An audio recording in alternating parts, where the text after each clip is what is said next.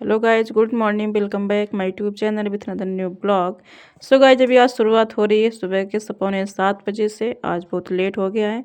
और आज गाइज हम पढ़ने वाले हैं साइंस बायोलॉजी में एनिमल किंगडम, जंतु जगत। तो इसका पार्ट 1 चालू होने वाला है मेरा, और पार्ट 1 पढ़ेंगे। और ये ज़्यादा मतलब 2 से 3 वीडियो ही गुड हम डेली आफ्टरनून देख फ्रेंड्स, पाते फिर हैं, से एक बार क्योंकि फिर जान नेट का चाहिए, प्रॉब्लम बहुत हो ज्यादा जाता है। इम्पोर्टेंट है तो पार्ट 1 हमारा आपके चालू हो चुका दिमाग है में। गाइज, आपके पढ़िए आप दिमाग लोग भी में ये देखिए। चार्ट, ये जो चार्ट आपको दिया है, जैसे के वैसे दिमाग में बिठा दो, ये पूरा याद ही होना चाहिए। अभी क्लास ज्वाइन हो गया है ना, सभी लोग मस्त है, एकदम बढ़िया है। ठीक है, तो आज हम पढ़ने वाले हैं जंतु जगत के बारे में। ठीक है, किसके बारे में?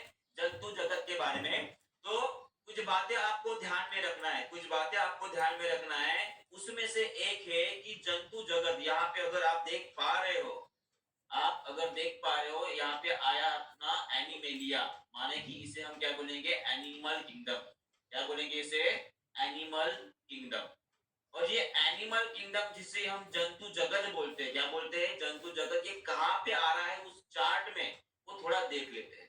ठीक है, सभी लोगों ने सही उत्तर दे दिया है। वेरी वेरी कॉन्ग्रेचुलेशन, आपको 2 मार्क्स मिलते हैं। तो इसका सही उत्तर क्या रहेगा? इंसेक्ट्स। क्या रहेगा? इंसेक्ट्स माने कि कीट रहेंगे। अब कोई बता सकता है क्या? कोई बता सकता है कि जो है आज इसका हम सेकंड पार्ट देखने वाले हैं। पहला पार्ट हमने कल शुरुआत किया था, जो फर्स्ट पार्ट था हमने कल थोड़ा बहुत कंप्लीट कर लिया था, जहां पे कुछ इंट्रोडक्शन हमने देखा था, माने कि क्लासिफिकेशन कैसे किया जाता है, उनके कौन से नोप्लाना। ठीक है, समझ में आ गया है? ओके। उसके बाद यहां तक आज रुक जाते हैं। ठीक है, आज यही तक रुक जाते हैं। पर क्या करते हैं, जाने से पहले बस 5 मिनट के लिए थोड़ा रिवीजन कर लेते हैं। समझ में आ गया? और सभी लोग जल्दी जल्दी से मुझे कमेंट करके बताएंगे कि क्या विशेषताएं हमने पढ़ी है, और कुछ एग्जांपल्स सभी को बताना है। जैसे कि आर्थ्रोपोडा, ये हमारा पहला ग्रुप हो गया। ये दुनिया का सबसे बड़ा ग्रुप है, ये दुनिया का सबसे पहले नंबर का ग्रुप है। सबसे ज्यादा जानवर इसी ग्रुप से आते हैं। ठीक है, जिसे हम क्या बोलेंगे? किड बोलेंगे। क्या बोलेंगे? हम किड बोलेंगे। और इनमें विशेषताएं क्या होती है? इनमें बहुत सारी विशेषताएं होती है जो हमने पहले ही पढ़ चुके हैं। ठीक है, उसके बाद जो मोलुस्का होते हैं वो कैसे होते हैं? सॉफ्ट सॉफ्ट होते हैं। कैसे होते हैं? सॉफ्ट होते हैं। सॉफ्ट बॉडी होती है, सॉफ्ट बॉडी होती है। और शरीर के ऊपर क्या होता है? मेंटल होता है। क्या होता है? मेंटल माने कि एक सख्त खोल होता है।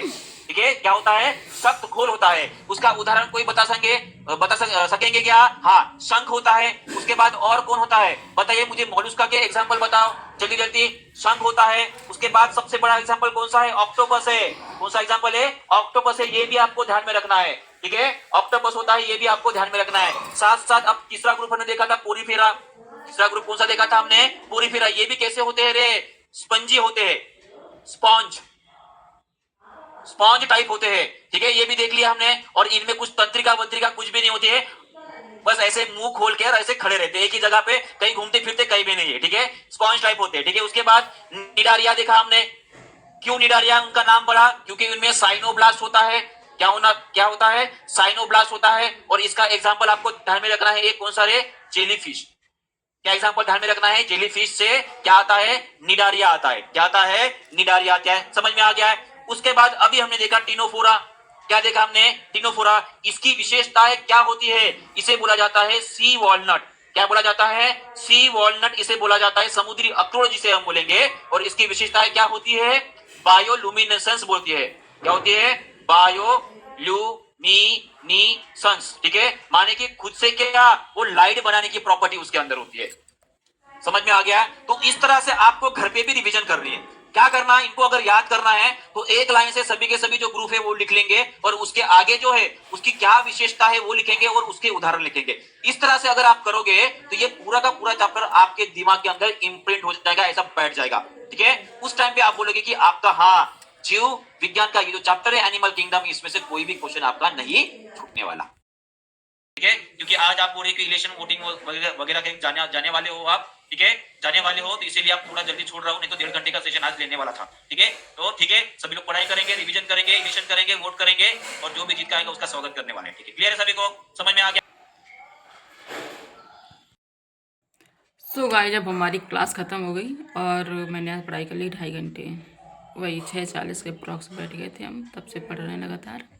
अब जा रहे हैं, झाड़ू पोछा करेंगे, फिर उसके बाद काम करेंगे। सो गाइस अभी बज गए दोपहर के 3 और हम खाना खाने के बाद सो गए थे। खाना खाने के बाद सो क्या गए थे, पहले मोबाइल चलाया फिर सो गए थे। तो अभी जगह थी 2:30 बजे। अब हम बाल खींच लेते हैं फिर बैठते हैं पढ़ने के लिए। तो अभी 3 बज गया है और अब हम जा रहे हैं पढ़ाई करने। और अब शाम तक लेकिन कोई काम नहीं है, शाम तक ही कोई काम होगा, खाना पीना वाला। फिलहाल के लिए कोई काम नहीं, तो जा रहे हैं अभी पढ़ाई करेंगे। पढ़ाई में क्या करना है, बस लर्न करना है, बस लर्न करने वाले काम करने हैं, वो भी साइंस का। साइंस पर लर्न करनी मुझे।